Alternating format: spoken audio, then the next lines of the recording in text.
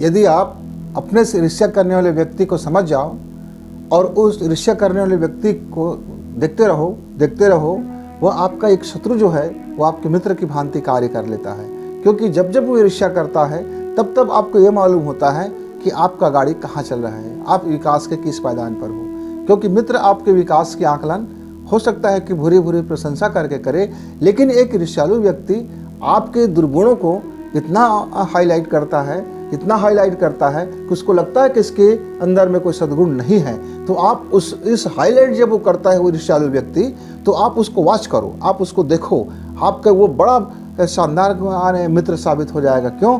क्योंकि वो आपके छोटे छोटे दुर्गुणों को भी वो हाईलाइट करता है। तो आपको एक अवसर मिलता है कि अपने दुर्गुण को कम किया जाए और उस दुर्गुण की जगह में एक सद्गुण को भर दिया जाए। क्योंकि जब हम हमारे बर्तन से, हमारे पात्रता से, हमारे लाइफ से वह ईर्ष्यालु व्यक्ति हमको बताता है कि तुम्हारे अंदर ये दुर्गुण है, वो उसको हाईलाइट कर देता है।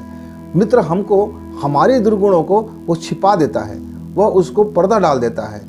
और हमारे ईर्ष्यालु जो मित्र होते हैं वे हमारे इस छोटे छोटे भी कारणों को वो बड़ा बड़ा कारण दिखा करके उसमें रोशनी डाल देते हैं। इस तरह से हमारे वो ईर्ष्यालु मित्र भी हो सकता है ना हमारे लिए। जब हम उसको वॉच करेंगे तो हमारा मित्र हो गया, और हम यदि उससे जलन करेंगे तो हमारा ही नुकसान है। क्योंकि जब हम जलेंगे तो सिर्फ हम ही नुकसान होंगे, हमारे ही भीतरी धुआं उठेगा और हमारे ही जीवन में राख में बदलेगा। तो मित्रों, आप ईर्ष्यालु से ईर्ष्या मत कीजिए, ईर्ष्यालु को मित्र समझिए। वह आपके जीवन में अपरोक्ष रूप से आपकी मदद कर रहा है, यह दिखा रहा है कि आपके भीतर में इतने सद्गुण क्यों ना हो, लेकिन इसके बावजूद भी आपके अंदर में ये दुर्गुण भरा पड़ा है। इस दुर्गुणता के वो आप ध्यान दीजिए।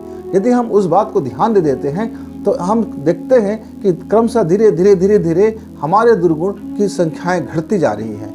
जैसे जैसे हमारे दुर्गुण की संख्या घटती जाएगी मित्रों, वैसे वैसे ही हमारे जीवन में सद्गुणों का विकास होता हुआ चला जाएगा। तो मेरे ईर्ष्यालु मित्रों से यही आग्रह है कि वो ईर्ष्या करे, लेकिन ईर्ष्या करते करते ये भी ध्यान रखें कि उसके जीवन कहीं राख में तो नहीं बदल गया है, उसके जीवन कहीं राख की ढेरी में तो नहीं बदल गया है, उसका जीवन कहीं अंधेरा से तो नहीं भर गया है, उसका जीवन कहीं तमस से तो नहीं भर गया है।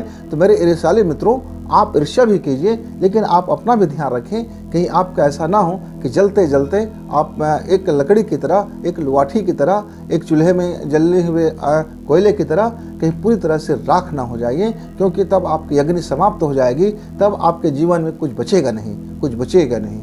आप जिसको आप जला रहे हो, जिसके आप आग बन रहे हो, उसका तो पतीला गर्म हो ही जाएगा, उसका तो खाना पक ही जाएगा, उसके अंदर में सद्गुण तो आ ही जाएगा। आप अपने अंदर का, अपने भीतर का भी एक सद्गुण बचा के रखिए, अपने लिए एक अच्छा गुण बचा के रखिए।